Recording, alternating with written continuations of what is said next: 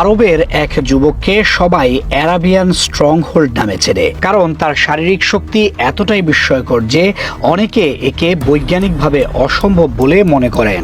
তার আসল নাম ইয়াজের, যিনি বিশেষ ধরনের শক্তি প্রশিক্ষণের মাধ্যমে নিজের শরীরকে এমনভাবে গড়ে তুলেছেন যে তিনি ইস্পাতের শিকল ভেঙে ফেলতে পারেন কিংবা ভারী ধাতব বস্তু সহজেই সামলাতে সক্ষম হন।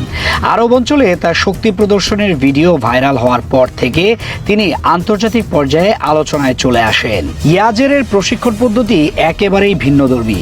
তিনি সাধারণ ব্যায়ামের মতো নির্দিষ্ট ওজন নিয়ে কাজ করেন না, বরং তিনি ধাপে ধাপে ওজন বাড়াতে থাকেন যতক্ষণ না আর বাড়ানো সম্ভব হয়। এইভাবে শরীরকে চাপের মধ্যে রেখে তিনি নিজের পেশিকে অস্বাভাবিকভাবে শক্তিশালী করে তুলেছেন।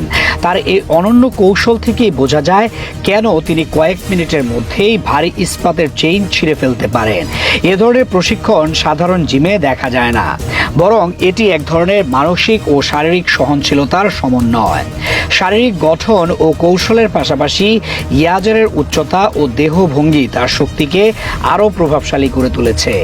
1.9 মিটার উচ্চতার এই যুবক সাধারণ মানুষের চেয়ে অনেক বেশি শক্তিশালী পেশি ও হাড়ের গঠন তৈরি করেছেন। খেলাধুলা বিশেষজ্ঞরা বলছেন এ ধরনের অনুশীলন শুধু শক্তি বাড়ায় না, বরং শরীরের সহনশীলতাও বহুগুণ বাড়িয়ে দেয়। এর ফলে তিনি যে কোনো আর্ম রেসলিং প্রতিযোগিতায় প্রতিপক্ষকে সহজেই পরাস্ত করতে সক্ষম হন। বিশ্বজুড়ে শক্তি প্রদর্শনের প্রতিযোগিতায় অংশ নেওয়া অনেক অ্যাথলেট থাকলেও ইয়াজেরের জনপ্রিয়তা এসেছে তার অভিনব প্রশিক্ষণ পদ্ধতির জন্য।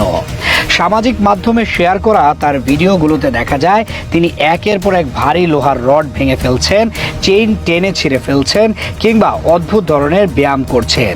এই দৃশ্যগুলো অনেক সময় দর্শকদের কাছে অবিশ্বাস্য মনে হলেও বাস্তবে তিনি দীর্ঘদিনের নিয়মিত অনুশীলনের মাধ্যমে এগুলো আয়ত্ত করেছেন।